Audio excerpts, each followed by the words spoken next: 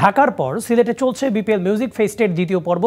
দেশি শিল্পীরা মঞ্চ মাতাচ্ছেন। জেলা স্টেডিয়ামে গান গাওয়ার কথা রয়েছে নগরবাউল জেএমসের, আরও আছেন আসিফ আকবর, মোজা তসিবার মতো তারকারা। সেখানে থেকে সবশেষ খবর জানাতে আমাদের সাথে যুক্ত হচ্ছেন সহকর্মী প্রত্যুষ তালুকদার। তার সাথে কথা বলবো। প্রত্যুষ, আপনি সেখানে আছেন, আমাদের একটু জানান যে সেখানে দর্শক উপস্থিতি কেমন দেখছেন, আর এই বিপিএল এর যে সিলেট পর্বটা রয়েছে সেটা নিয়ে সমর্থকদের মধ্যে উন্মাদনা কেমন দেখছেন? ধন্যবাদ। আমি এখন রয়েছি সিলেট কবি নজরুল অডিটোরিয়াম সামনে। পেছনেই কিন্তু জেলা স্টেডিয়াম, যেখানে কনসার্ট হচ্ছে। যতদূর জানতে পেরেছি এই মুহূর্তে আসিফ আকবর গান করছেন।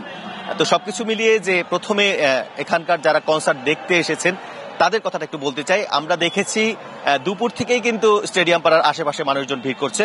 তো যখন টিকিট দেওয়া হচ্ছে এবং এছাড়া গেট যখন খুলে দেওয়া হলো তখন কিন্তু আসলে ঢল নামে মানুষের। আমরা দেখেছি আসলে বিভিন্ন প্রান্তে বিভিন্ন গেটে কিন্তু নারী পুরুষ সবাই এসেছে এবং অনেক দূর থেকে এসেছেন।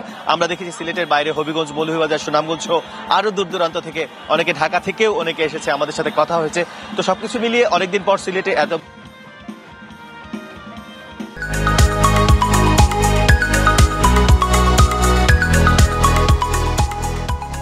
আসলে বলা যায় চূড়ান্ত রকমের মানুষের প্রাণের উচ্ছ্বাস। এবং আমরা দেখেছি মানুষজন আসলে এই মিউজিক ফেস্টকে ঘিরে সিলেটের যারা তরুণ প্রজন্ম বিশেষ করে তারা কিন্তু নতুন একটি যাত্রার দিকে যেতে চাইছে। এর কারণ হচ্ছে সিলেটে কিন্তু বেশ কিছু খেলা হচ্ছে।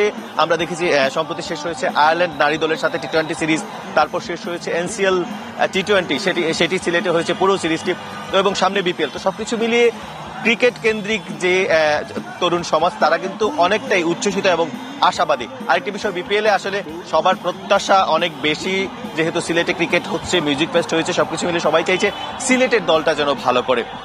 এখনো আসলে যারা যুব সমাজ, যারা তরুণ রয়েছে তারা কিন্তু স্টেডিয়ামের আশেপাশে অনেকেই ভিড় করে আছেন। এই ছিল সিলেটের সর্বশেষ পরিস্থিতি। প্রত্যুষ, আপনাকে ধন্যবাদ। আমরাও চাই বিপিএল এর যে সিলেটের পর্বটা আছে সেটা আরো উত্তেজনাপূর্ণ হোক। ধন্যবাদ।